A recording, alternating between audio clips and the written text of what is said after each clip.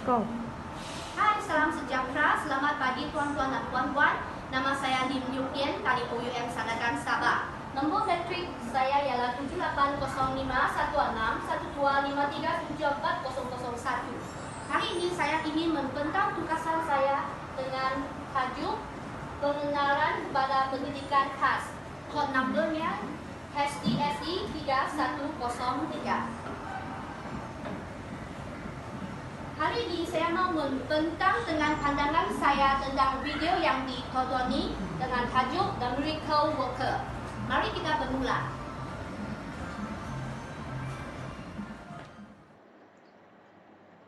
Ya, hari ini saya ingin membentang tentang pandangan saya tentang video yang ditontoni dengan tajuknya The Miracle Worker. Pengenalan.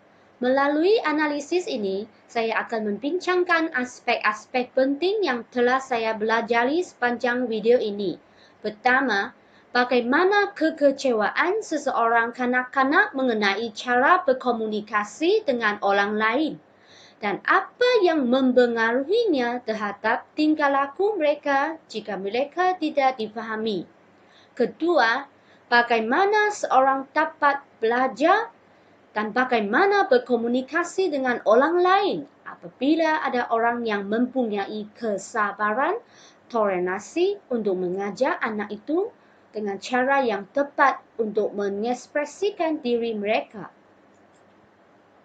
Ketiga, bagaimana teori ini mengenai behaviorism dan cognitivism dilihat dalam video ini dan apakah perbezaannya masing-masing dan kesannya terhadap keadaan kanak-kanak yang dipanggil Helen Keller.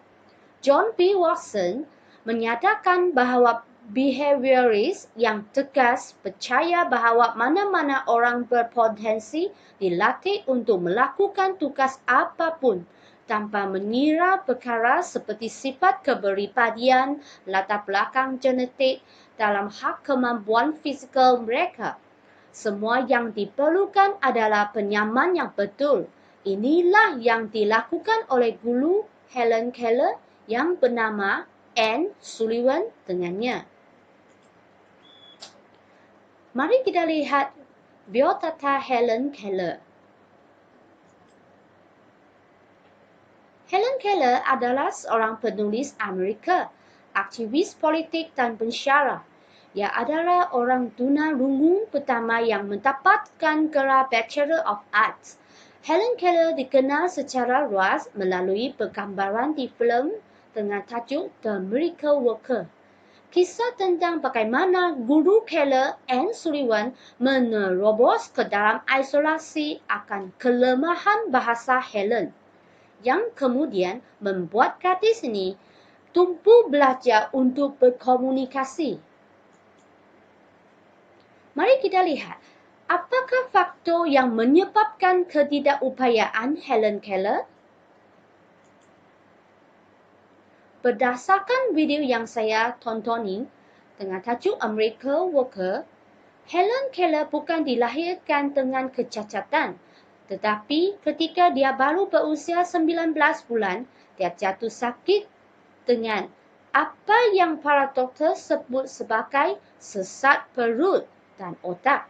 Pada zaman sekarang, penyakitnya mungkin diberi label scarlet fever atau meningitis.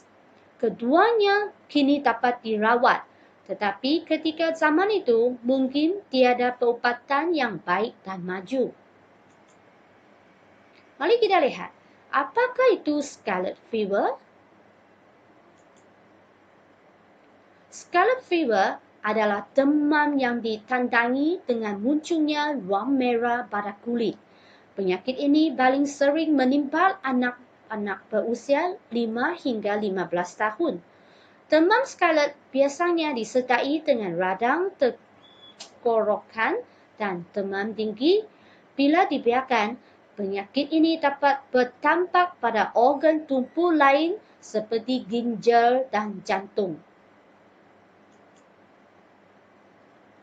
Demam scarlet yang tidak segera ditangani dapat membuat bakteria menyebar ke organ tubuh lainnya seperti paru-paru, ginjal, telinga, bahagian tengah, mental, darah dan kulit. Pada kasus yang jarang terjadi, komplikasi yang muncul dapat berubah demam reumatik. Ia adalah suatu kondisi serius yang menyerang sistem saraf, kulit, sendi dan jantung.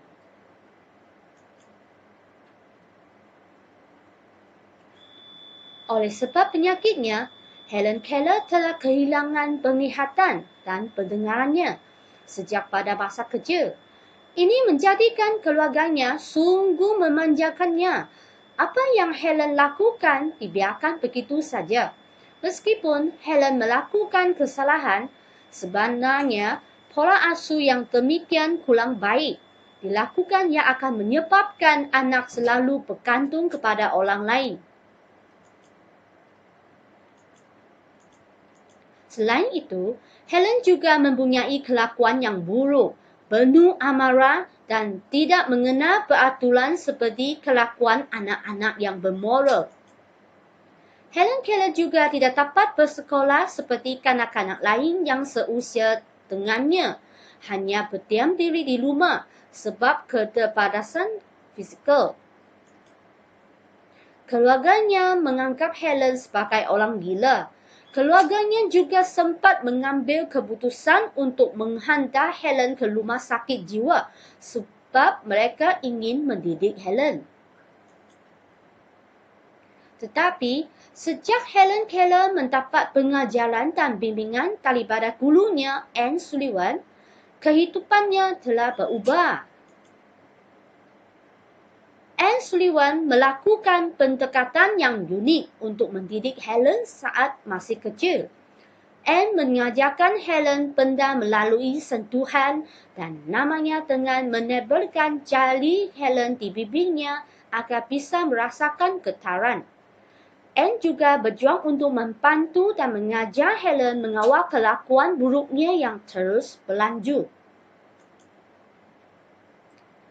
Cara Anne Sullivan mengajar merupakan salah satu cara pembaharuan dalam dunia pendidikan anak, terutamanya untuk anak berkebutuhan khusus seperti Helen.